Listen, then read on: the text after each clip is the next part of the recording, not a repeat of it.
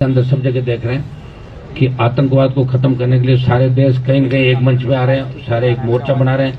लेकिन दुर्भाग्य से जो कश्मीर की घटना हुई उसमें हमारा भी बड़ा फेलियर देश की सरकार का रहा।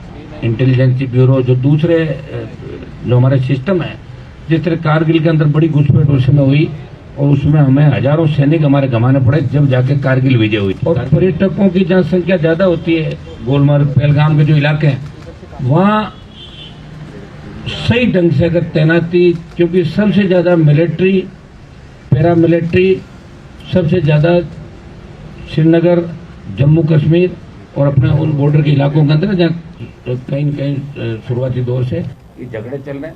अगर सरकार चाहे तो क्या नहीं हो सकता। पंजाब के अंदर जब आतंकवाद खत्म हो सकता है तो कश्मीर की समस्या का भी समाधान होता है। इसके अंदर खाली बड़े बयान दे रहे थे, प्रधानमंत्री जोशीले बयान दे रहे हैं कि अब वो होगा, ये होगा। रोज हम देख रहे हैं 10 साल से वहीं बैठे हैं। अगर करना ही है तो सरकार को आतंकियों को खत्म करने के लिए पीओके पे कब्जा करने की दिशा में कदम उठाना। तो एक दिन होना ही, आज नहीं तो कल, तो वेट किस बात का। ये हमारी तरफ से एक सांसद की, आम आदमी की एक पीड़ा है कि अब देश का जवान, देश का किसान, देश का सर्व समाज ये चाहता है कि पाक अधिकृत कश्मीर पूरा ही भारत का अंग बने। पीओके नहीं रहे, पीओके की जगह हिंदुस्तान का झंडा वहां फहराए। ये मांग सबकी तरफ से। आज जिस विषय के लिए मैंने आपको आमंत्रित किया, आज राजस्थान का जवान भजनलाल जी की सरकार आने के बाद एक उम्मीद राजस्थान के जवानों के अंदर जगी थी, छात्रों के अंदर जगी थी कि पिछली समय जब भारतीय जनता पार्टी सड़कों पे कांग्रेस की भर्तियों के खिलाफ आंदोलन कर रही थी और भजनलाल जी से लेके, भजनलाल जी तो उस समय बड़े नेता नहीं थे, लेकिन भजनलाल जी से लेके जितने भी बड़े नेता थे भारतीय जनता पार्टी के, जो मुख्यमंत्री के दावेदार थे, वो कभी शिवलाइन फाटक पर प्रदर्शन कर रहे थे। घोषणा पत्र के अंदर बात रखी कि हमारी सरकार जैसे ही बनेगी हम आरपीएससी का पुनर्गठन करेंगे।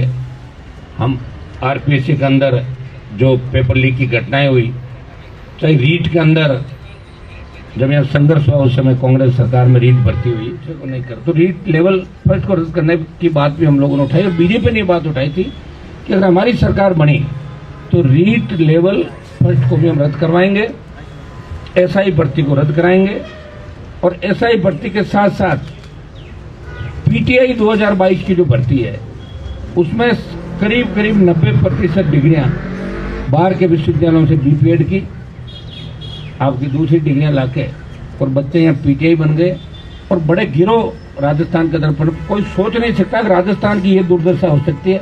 हमें दिल्ली के अंदर लोग पूछते हैं, मजाक उड़ाते हैं कि साहब कोई डिग्री विग्री मिल जाएगी क्या एमपी साहब उधर से राजस्थान में, आप दिखवाएं। तो कहाँ, तो हमारा एक बहुत बड़ा राजस्थान का रुतबा था। लोग कहते थे बिहार यूपी से फर्जी डिग्रियां आ रही है।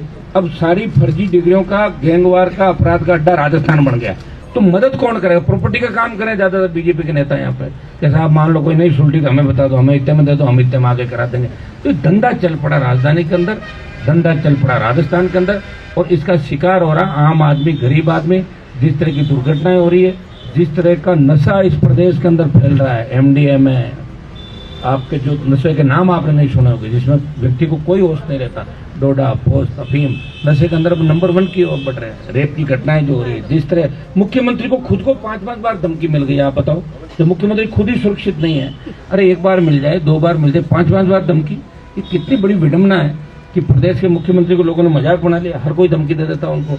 तो कहाँ कानून का राज राजस्थान के अंदर, और पुलिस निर्दोषों को गिरफ्तार करने, पीटने के अंदर अपनी पीठ थपथपाती है। यहाँ स्थिति बहुत भयावह है राजस्थान के अंदर। और एसआई भर्ती के अंदर एक मामला मैं देख रहा था, 2 लड़कियां हैं दोरी मन्ना की, 2 लड़कियों के इनके नाम हैं मंजू बिश्नोई और संतोष बिश्नोई।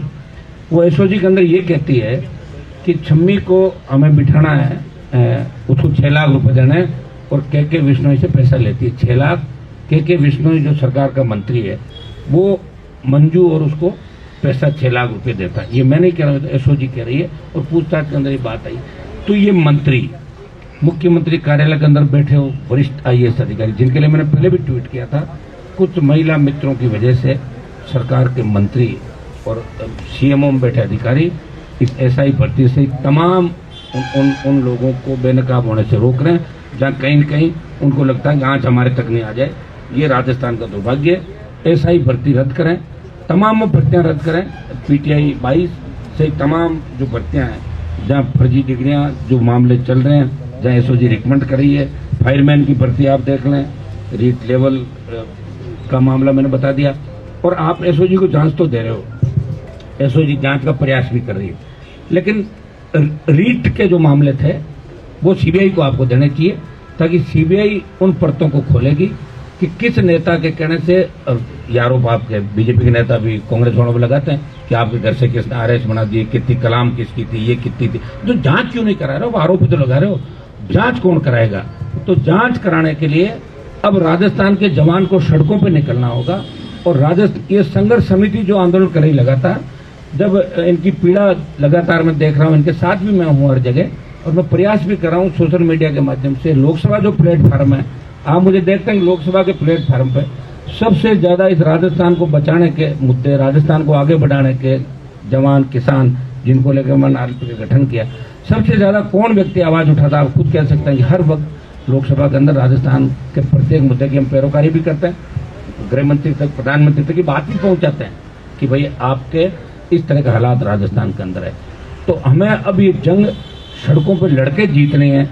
ऐसा ही भर्ती रद्द कराने के साथ साथ उन तमाम मामले जो पेपर लीक से संबंधित है, जिन जिन भर्तियों के मामले आ रहे हैं, और मैं तो ये कहूँगा कि आरपीएससी के कौन सा अध्यक्ष था जिससे शुरुआत हुई पेपर लीक की और अपने चेते लोगों को नौकरियां दिलाने की, घर बैठ के उनके पेपर करवाने। तो शुरुआत शायद बहुत पहले हो गई थी, 2010-12 से ही। तो तमाम जो आरपीएससी के चेयरमैन थे, 10-12 जो भी 8-10 आए, उन सब की जांच होनी चाहिए। उनके कितने रिश्तेदार कहाँ कौन कौन सी नौकरियों में, जिनको डिग्री के अंदर तो सेकंड ग्रेड, ग्रेजुएशन के अंदर सेकंड ग्रेड में जा रहे हैं, 10th 3rd डिवीजन से कर रहे हैं, लेकिन टॉप 10 के अंदर आ रहे हैं। कैसे आ रहे हैं भाई बताओ? कहाँ से वो ऐसा जादू उनके पास? तो आरपीएससी के तमाम चेयरमैन सदस्य, इनकी भी जांच होनी चाहिए, इनकी प्रॉपर्टियों की जांच होनी चाहिए। और ये राजनीतिक अखाड़ा जो आरपीएससी बना, ये खिताब देखिए देश का जो यूपीएससी है, आज तक यूपीएससी पे उंगली नहीं उठी। क्या राजस्थान की सरकार इतनी सक्षम नहीं कि हमारे लाखों बच्चों का भविष्य है उसको बर्बाद करने वाले लोगों को सलाखों के पीछे डाल सके? एक लोगों को बेल मिल जाती है, बेल के अंदर भी व्यवस्थाएं कर लेते हैं इधर उधर, तो बेल मिल जाए तो तुरंत बेल रद्द करने के लिए सरकार को अगले कदम उठाने चाहिए। हाई कोर्ट बेल दे रहा हो, सुप्रीम कोर्ट जाओ, उसकी बेल रद्द कराओ। तो ये क्यों संपत्ति अटैच करो? और ईडी बार बार राजस्थान के अंदर आ रही है। ईडी कहना क्या चाहती है? ईडी आके एक्सपोज कर रही है, बात कर रही है, लेकिन ईडी को गिरफ्तारी भी करेगी क्या? या पॉलिटिकल माइलेज या लोगों को बदनाम करने का धंधा करे ईडी? इस चीज का भी हम करें। तो ईडी को पूरा खुलासा करना चाहिए। अगर कोई दोषी है गिरफ्तार करके ले जाओ हाथों हाथ, और दोषी नहीं है तो बार बार मत आओ, क्यों परेशान करो बेचारों को? उल्टा सहानुभूति और मिल रही है उनको कि ईडी आई। और ये देखिए एजेंसियों का दुरुपयोग सब करते हैं, कांग्रेस भी करती थी, बीजेपी भी करेगी, कोई नई बात नहीं है। और सत्ता जिनके हाथ में होती है तो दुरुपयोग करेगा ये सत्ता का। ये तो आप इतिहास पढ़ते हैं अपन, सत्ता का उपयोग किसने किया? दुरुपयोग ही ज्यादा लोगों ने किया। अगर उपयोग करते तब तो ये प्रदेश और देश पता नहीं कहां से सोने की चिड़िया था, कहां चला गया। आज हालात क्या हो गए हिंदुस्तान के अंदर? आम आदमी घर से निकलता है, हमारी बेटियां कॉलेज स्कूल जाती है, जब तक वापस नहीं आ जाती घर में टेंशन रहती है, बच्चे वापस क्यों नहीं आए? स्कूल में थोड़ी देर लेट हो गई, बस वालों को फोन करें, भैया क्या आया क्यों नहीं?